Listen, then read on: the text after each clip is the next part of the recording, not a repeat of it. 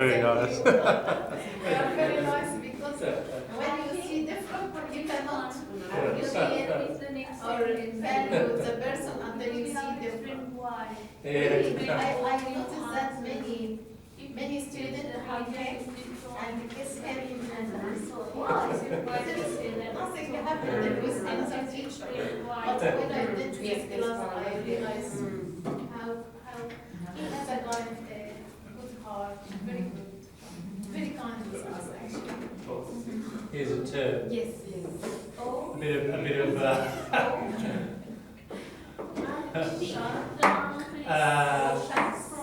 it's like when somebody embarrasses you. Oh, shucks. Embarrasses you in a good way. When they embarrass you. Oh, When people say brute me or I think they say get me shy or brute me. Bruce? don't know.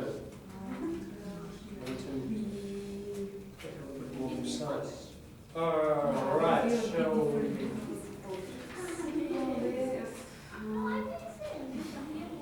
Most from start from most. The we atheist.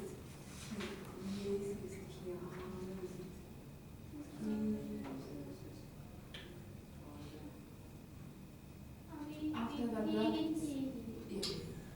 Okay, look, because I'd like to get through the whole lot, I won't, so we've had that whole practice, I'll just tell you my take on this, my bit of slang, my take, my position, so why take? Because it comes from the film industry.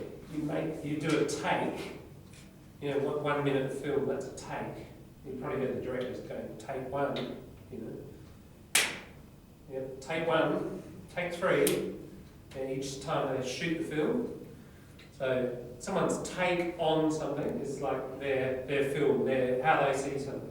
That's the okay, so my take on this is for number 6. What's most responsible? Well, it's religion that's destroying religion. This is the argument. There is conflict. That's right. Exactly. Yeah. And even within certain groups within religion. Yeah. So he writes about that. But his key, let's see, if we forget that quote, we've got paragraph 1, 2, 3, 4, 5. As knowledge advances, God retreats. That idea of, as science develops, religion tends to decline.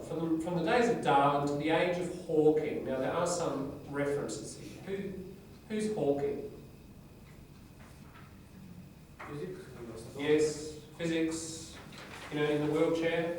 The Big Bang began 13.8 years ago, The genius. Yeah, the genius, yes. So Stephen Hawking, he's got the motor neurone disease, Quite amazing because he got that in his 20s and he's coming up 70 now. Most people die within 10 years or so. Yeah.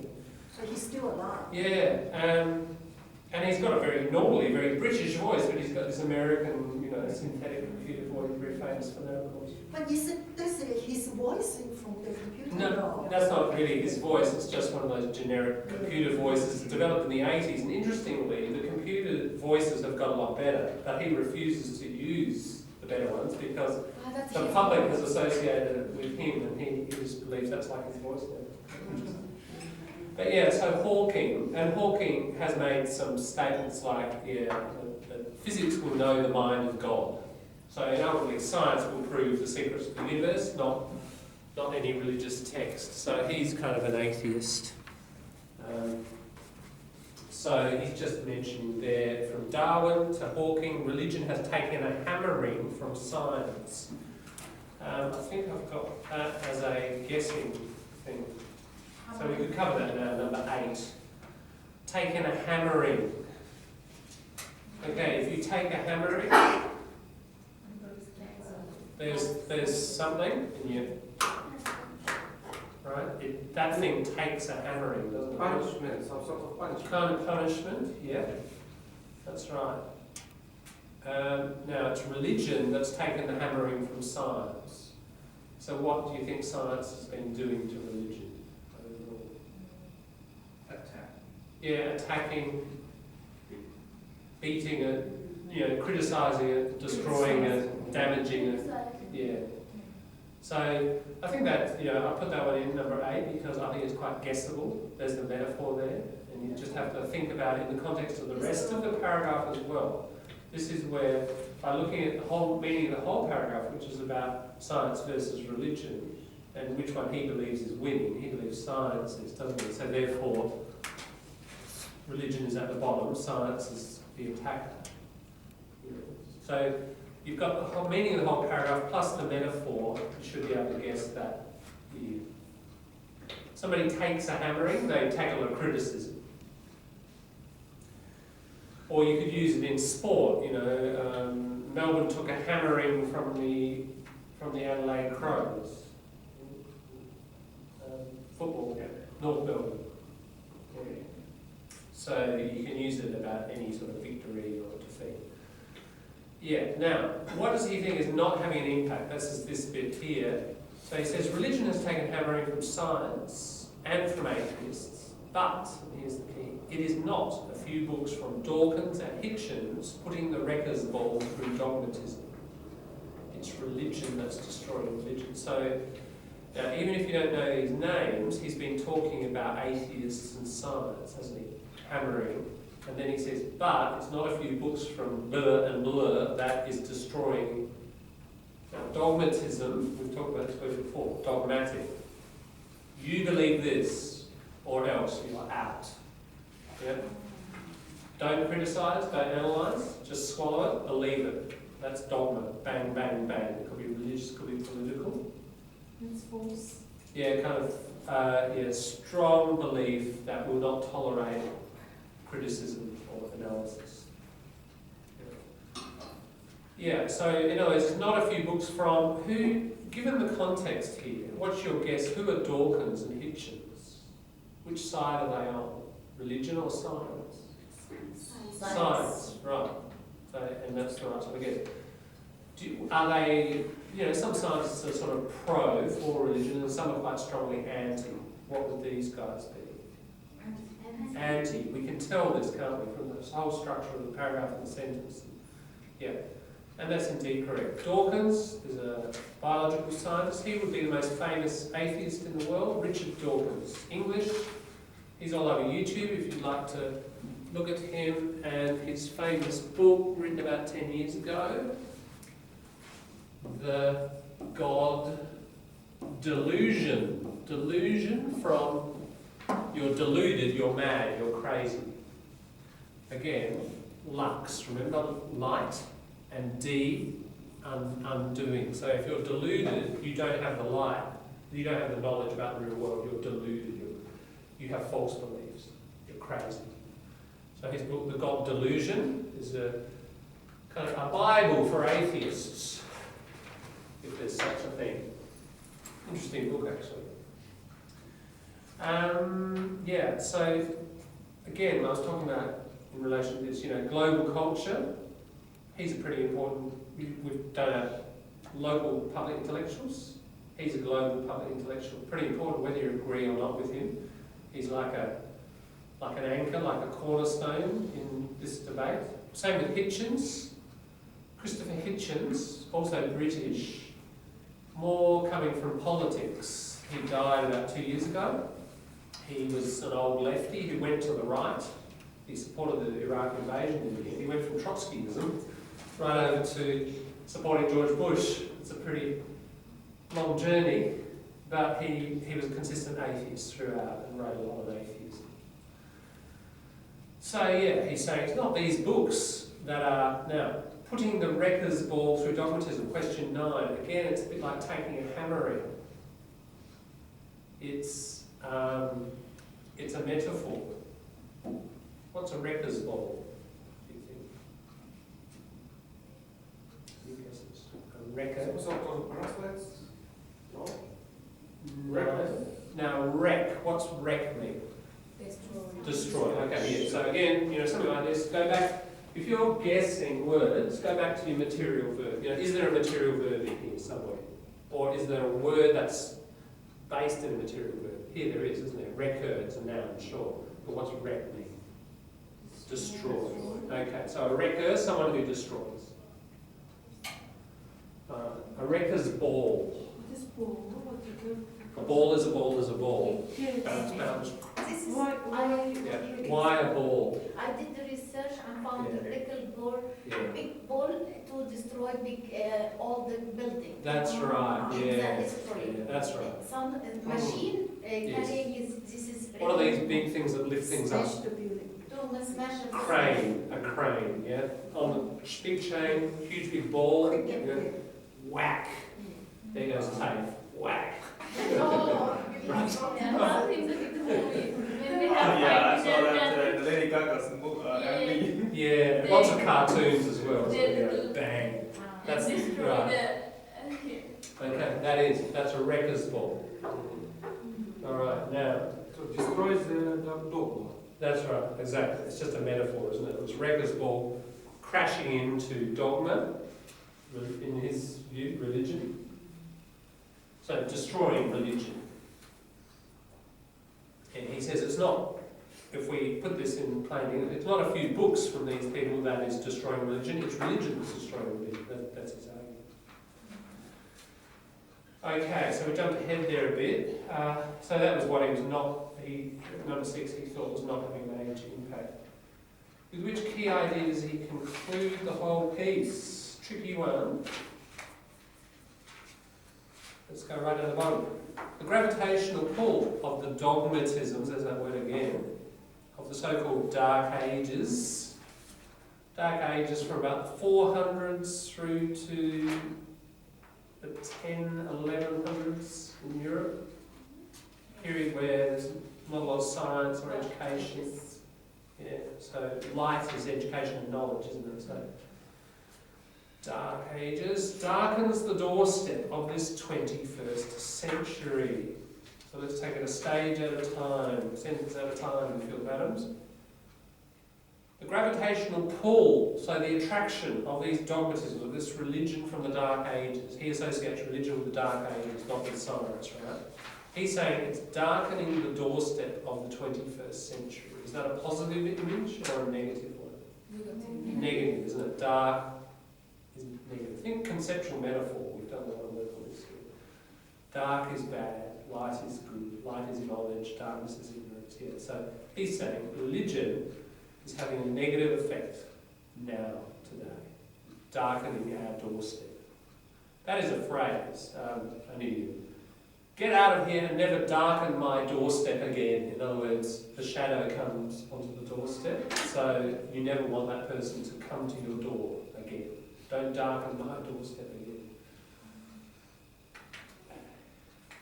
Alright, their medieval and evil influence might, to an optimistic atheist or faithist, remember he's just created this word, be seen as a storm before the lull.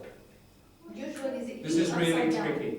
That's Upside right, down. very good. It is. We say, Did I have that as a question in the second part? Yeah, it's related to question 7 in the advanced section. Okay. Yeah, now normally you say a lull before the storm. Now a lull is a little quiet time. If everyone's chattering and suddenly just, you know how just accidentally everyone stops and it's quiet, that's a lull. Yeah. So whether it's busy, zzz, then nothing, then zzz, that's a lull. yeah, right. Now what about when you baby going to sleep? Lullaby. You're lulling it. You're lulling the baby. Lull means like to rest. That's why it's called lullaby. Yeah. So normally we say the lull before the storm. You know how often before storms there's this quiet time and then bang. So the metaphor there is it's a fake, it's a false peace, isn't it? And then this storm is going to come. So there was quiet time. Okay. So he reverses it.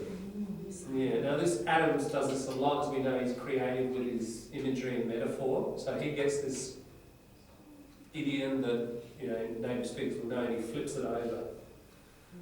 Why? because he's saying that there's been this storm, and hopefully in the rest of the 21st century there's going to be more science and less religion. And therefore all the wars that have been created from religion are going to disappear, and we'll have a lull, we will have peace. So he's saying, to an optimistic atheist, hopefully all this medieval and evil influence is a storm before the lull. Okay? There's a question. Quite a bit to unpack here, isn't it? There's a lot packed in. Now that's his view. Remember, I'm sure, and we know, there are people who disagree with his view for sure. Those words we can't understand. If you say Yeah, you don't now, to get your level 3 plus, you don't have to get it all, that's, How So- they trust science if science do mistake? How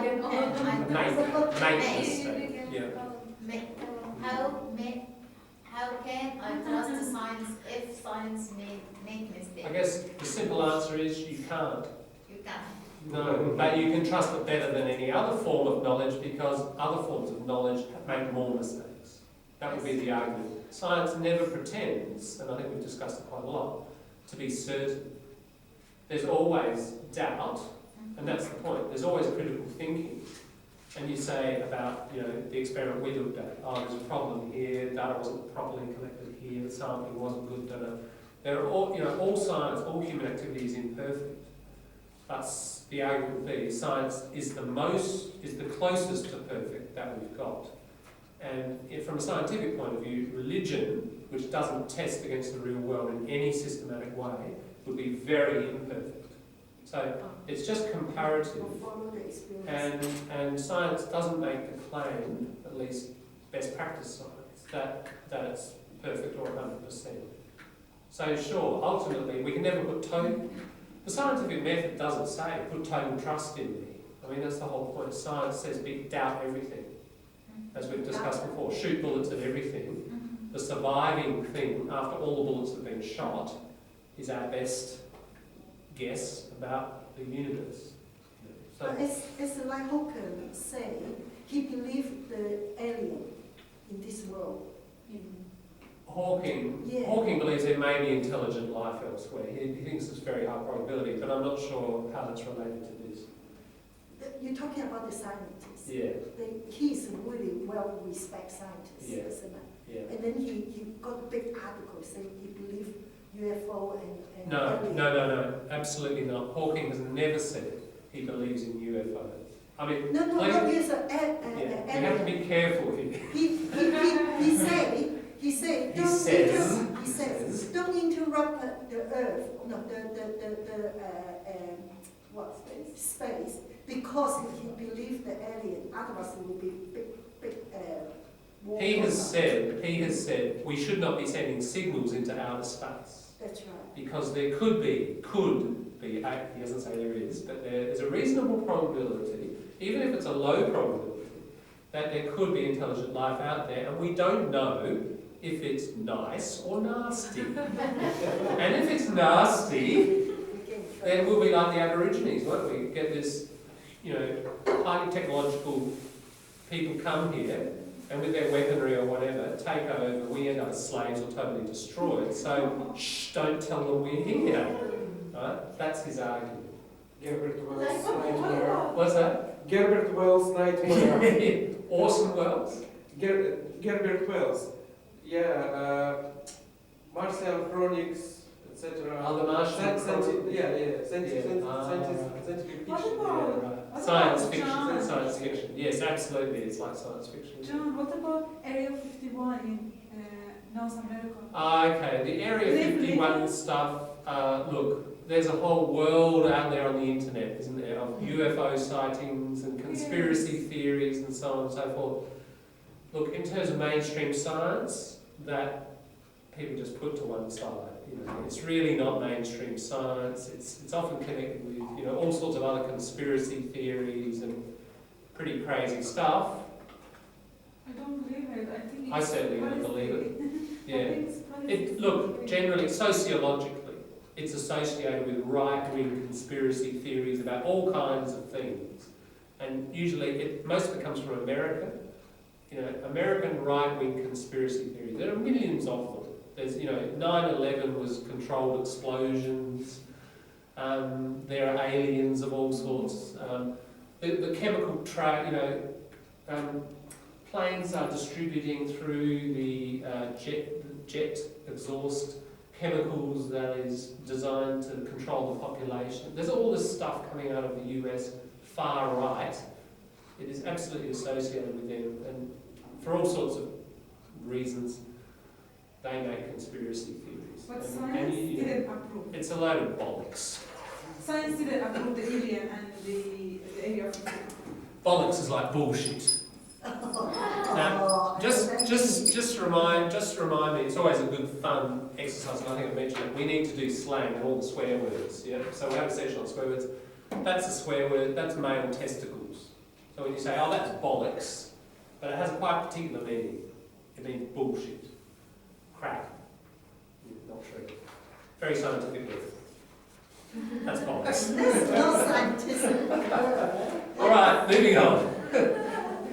I need to ask one question Yeah, about the sorry. siesta. Does he has a relationship with God? Even he didn't believe in God. I know. Yeah. Far from a religion, Yeah. doesn't matter what Yeah. kind of religion. Atheist or atheist, when something good happened to them, Yeah. they told thank his goodness. No, absolutely not. They have relationship. You can't have a relationship with something you don't think is there. But How can you? Okay. People. It doesn't matter what kind of religion. Yeah. People come from have a soul inside. No. Our soul, No, we don't. we don't have. I share exactly the same view as Adam. We're a bunch of molecules. When you're dead, you're dead. That's the finish. It's just like before you were born. Blank. Nothing. You come from nothing. We have this brief period. You're nothing again. So there's no eternal life. There's no eternal soul. There's no afterlife. And we all Have a good life now. It's the only one you've got. But I need to ask if we are at the end we are equal, evil like a Buddhist. That's true. I guess we have socialism when we all die, don't we? Everybody's equal in death. Yeah, we get there eventually. And how about soul? Our soul. The soul, there's no such thing. It's a Bronze Age belief. Yeah. All science, no science has indicated any evidence that there What is a about soul. sleep? When you sleep, the soul goes and comes. What about this thing? Sleep. We're a bunch of we're just a bunch of chemicals. So That's you are it. like an animal? Huh? Do you make Absolutely, we're an animal. I'm a monkey. I feel like I'm a monkey most of the time, don't you? When you have a Of dream, course. what about when you have a dream and you sleep? Yeah. What do they answer for this? That's when just you sleep and you neural dream. processing. Read Freud.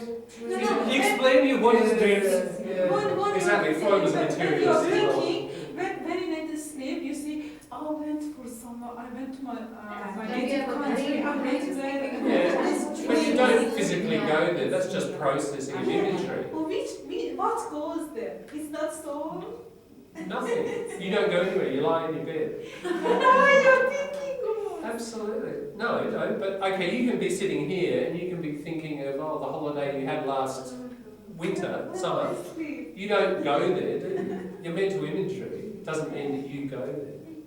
What about consciousness, the sleep? Consciousness is a great, amazing thing, isn't it? But ultimately, and it's still not totally explicable by science. But you can't, just because something it can't be explained by science, you can't invent some other explanation saying that's it, with no actual empirical data or proof.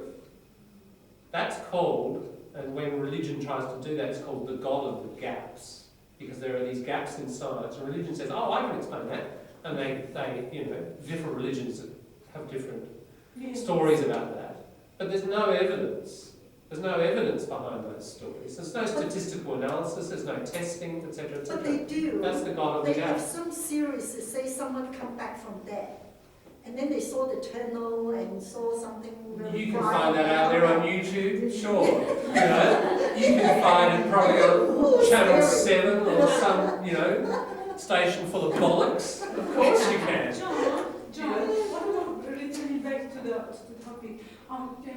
What about people say, lots of professors in the world, they say, no one proved there is not any God, and no one approved there is a God. There is two, Yeah. both sides. All right. Let's do one thing. Well, yeah, that's a good one. How shame. Yeah, that's why I wrote it. I read the book. All right. Here's a critical thinking principle. Occam's razor. Occam's razor means that if you have two explanations for the same thing, and one's got a whole lot of elements, and one's got two elements, say, then you go for the one with the least number of elements. That will be the more probable explanation. And that becomes your default position, like your automatic position. And if you have more elements in your theory, it's really the onus of proof. Remember that idea? The burden of proof is on the person who believes that theory. Let's take a simple one. You go to your fridge and there's nothing in it, right? Oh, what happened overnight? All right, there's two theories. You're sharing a house. My friend was hungry and ate the last sandwich that was in the fridge. Or some aliens came down last night, you know, and they landed their flying saucer in the backyard, and they came and they looked around the house and they thought, humans obviously eat this stuff and we're going to take it for sampling, experimental samples, right? That's a more complex, that's got more elements in it. That has less elements, you know, which is more likely to be true. The one with the simple, the less elements, right? This is why conspiracy theories, that often, conspiracy theory about the planes, okay, spreading chemicals, all right? If that is true, the more number of elements we add to the theory, the more improbable it is. Let's take that one as an example.